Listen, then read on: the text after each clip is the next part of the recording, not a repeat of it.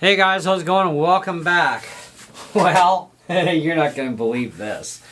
Other than the cool sign I got today at Value Village, I actually got two of them. So my wife's going to have one on her channel, Susan Millard. I saw these little signs at Value Village and I thought, that'd be kind of cool. Have Kevy's RC and Music little logo sign in the background. But yeah, so anyways, let's get rid of this anyway. But you're definitely not going to believe what I did. I went out and I bought a MacBook Air today. Now this is the M1, of course. Okay, we are unboxing this while we're talking. This is the base model. Okay, so we're talking 8-core processor, 7-core GPU, 8 gigs of RAM, and that little puny, pathetic little 256 gig hard drive. Why did I do this after I've been slamming this configuration? Well, I need to prove a point to you guys, for one. Number two, I really don't feel like spending, over $2,000 to get a MacBook Air with 16 gigs of RAM and a half a terabyte. How the heck? Wow, when they fit something in tight, they really fit it in tight, don't they?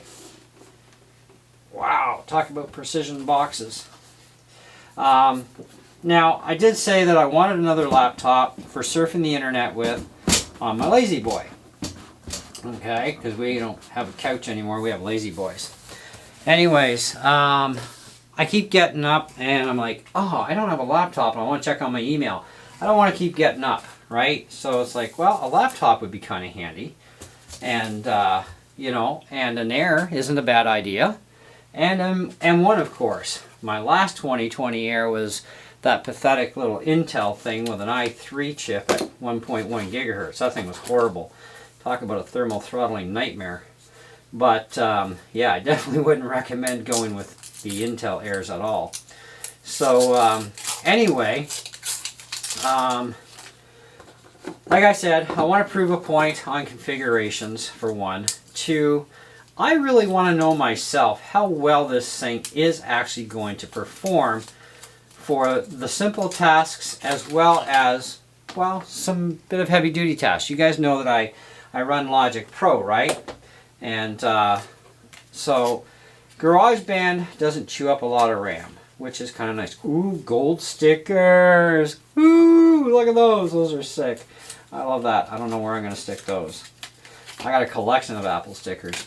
But regardless of the fact, I do want to push this thing to its limits. I also want to see how this whole 8-core and 7-core deal works myself.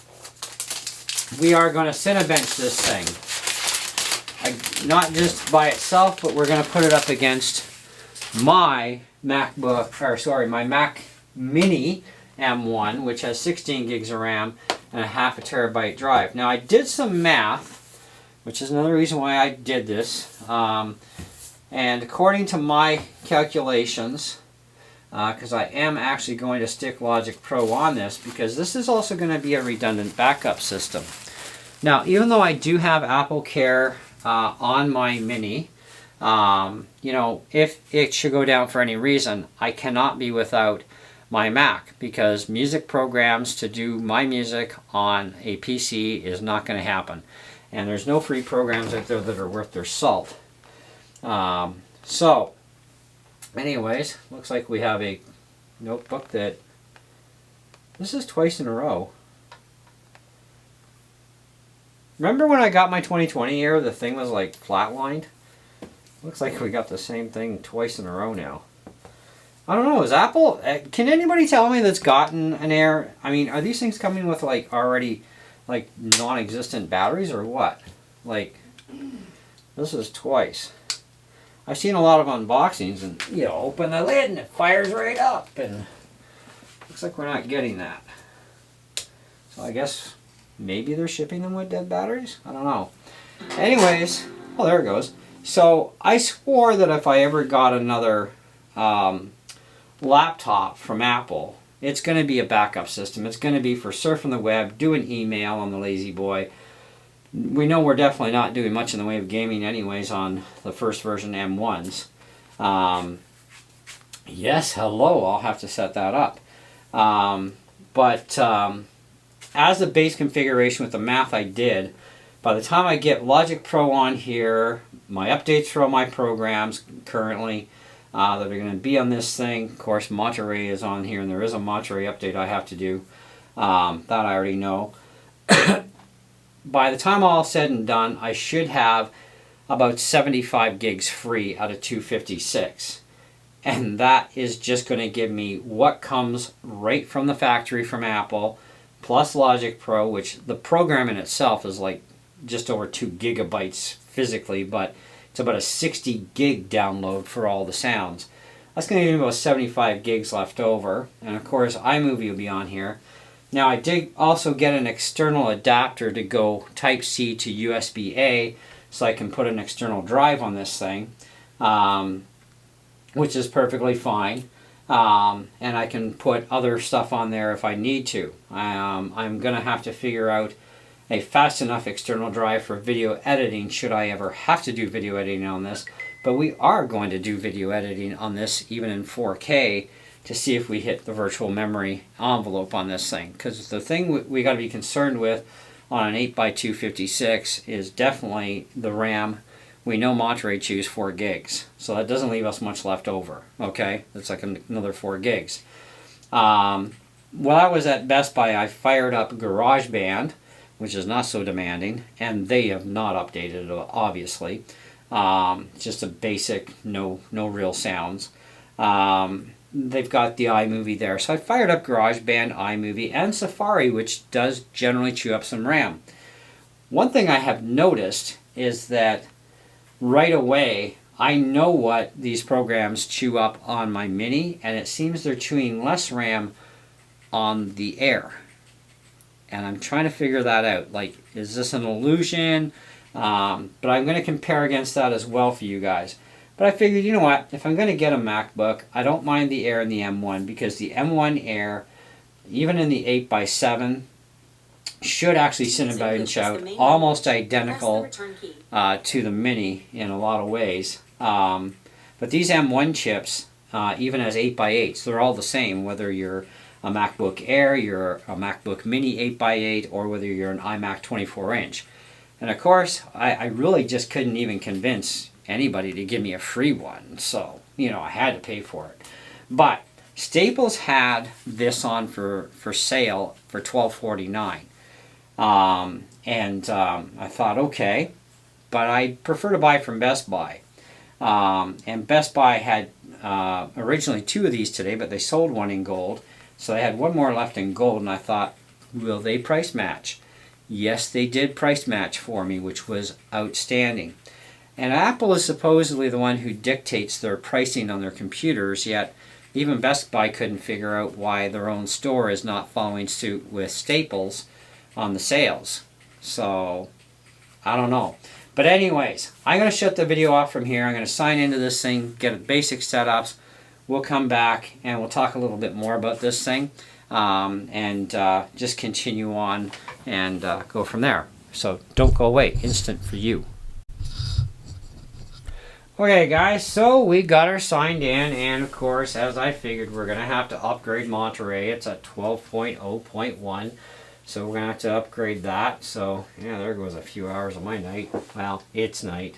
The battery's taking a charge. No problems there. It's at 83% now. Got an hour and 1 minute till it's fully charged. Battery health is 100%. So yeah, it definitely came with a dead battery. It's kind of weird. Anyway, so we got 8 gigs of RAM, of course, in this thing. It's the M1 chip, obviously. Display is 2560 by 1600, so we're looking at, you know, just a smidge over that 2K level area. So that's really good. Storage capacity, of course, this is the 256 gig model. And with being formatted, you have 245.11 gig. Well, 251 gig flash storage. We have available to us, 245.11 gig still available. So that's kind of a good thing. I still have to install things like Logic Pro and whatever other programs I'm going to want to run on this, but so far, so good.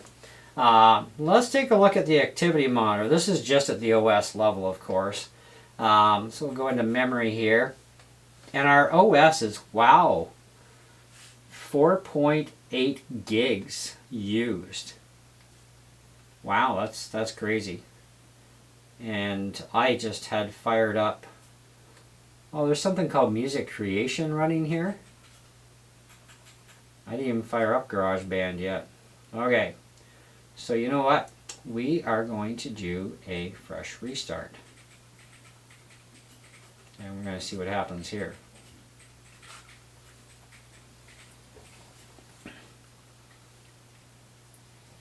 I did fire up QuickTime just for a minute, and I tried, checking out the webcam. It's fine. 720p webcam, of course, you got to buy a higher end Mac if you want the 1080p cameras. But even the 720p on this is actually really good, so it's pretty impressive. Okay, now this is where, oh well, I should be able to just use my finger to sign in, right? Apparently not. Your password is required to enable Touch ID. Alright, sorry guys, but you don't get to see this part. Hang on a second. Okay, and we're back. Anyways, so let's go back to the activity monitor. Let her rip. Come on, load up those processes. So it looks like we're using about 3.4 gig. And we got rid of that music thing, whatever the heck that was about, at least for now. So we're just going to let it sit for a minute. So I'm not going to give you guys any kind of a first impression on this whatsoever. I mean, not yet. I'm not even going to give you a review at this point because we still have to put it through its paces. And I do have to get it set up and get my Logic Pro program put in and get that updated.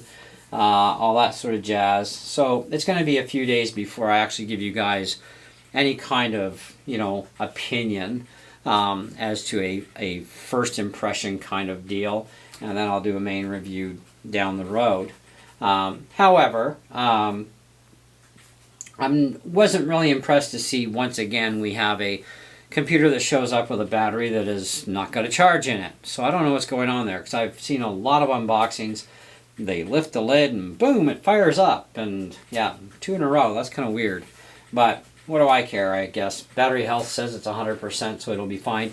And my other MacBook Air, the Intel one, it was fine as well. So, maybe it's just something. Maybe they've been just sitting in the store for so long, who knows. But otherwise, so far, not a bad little machine. But let me put it through some paces. I will get back to you guys. Like I said, we're going to be Cinebenching these things side by side and seeing what the difference is, because we do have, this is the 8-core CPU, 7-core GPU in it as well. And this is a base level Mac, which a lot of people are buying just the very basic machine. And, even though I totally do not agree with buying 8x256 configuration, I'm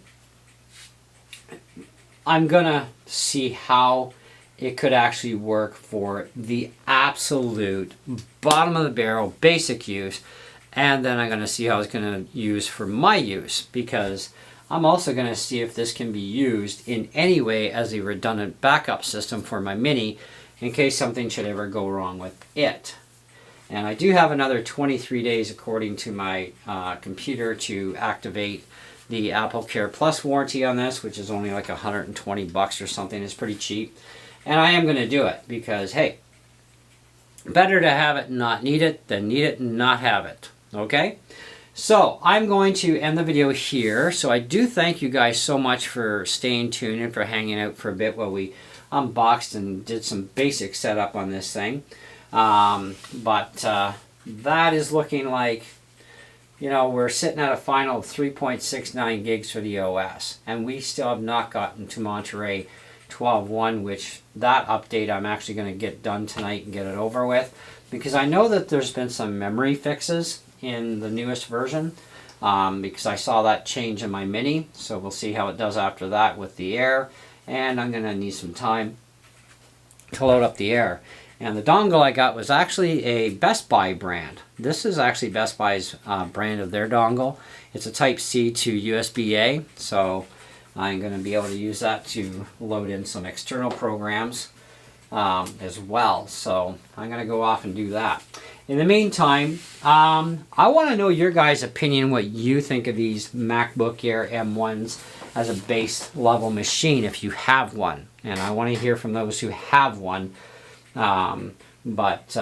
Hopefully, I mean, this thing should do a lot more better than that 2020 Intel thing I had. That's for sure. But we're going to see what this thing can really pull. Anyway, that's it. That's all. Thanks for watching. See you on the next one.